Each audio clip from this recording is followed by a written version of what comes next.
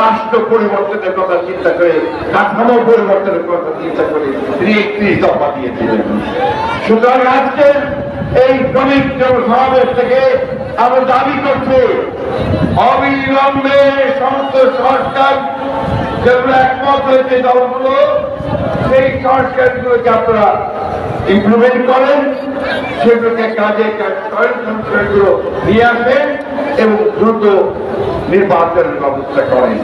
যেগুলোতে একমত হবে না সেগুলোর মধ্যে 4 দফা রিফর্মকে সই করে তা পরবর্তী পার্লামেন্টে পাস করার ব্যবস্থা করেন। বন্ধুগণ, বক্তব্য দীর্ঘ করার কোনো সুযোগ নেই, শুধু কথা বলতে চাই যে আজকে বাংলাদেশের অস্তিত্ব নির্ভর করছে গণতন্ত্রের উত্তরণের উপরে, গণতান্ত্রিক ব্যবস্থায় যাওয়ার উপরে, ও সেখানেই আমাদের সমস্যাগুলোর সমাধান হবে আমরা বিশ্বাস করি। শ্রমিককে বেরোতে পারছেন সমস্যার সমাধান একমাত্র সমাধান সম্ভব একটা গণতান্ত্রিক ব্যবস্থায় উত্তরণের মধ্য দিয়ে। আরেকটা কথা বলে শেষ করব, দয়া করে রাজনৈতিক দলগুলোকে ইগনোর করে, অবহেলা করে, জনগণকে অবহেলা করে এমন কোন চুক্তি করবেন না যে চুক্তি বাংলাদেশের স্বার্থের বিরুদ্ধে যাবে। আমি আমার শ্রমিক ভাইদেরকে আন্তরিক শুভেচ্ছা জানাচ্ছি এই দিবসে।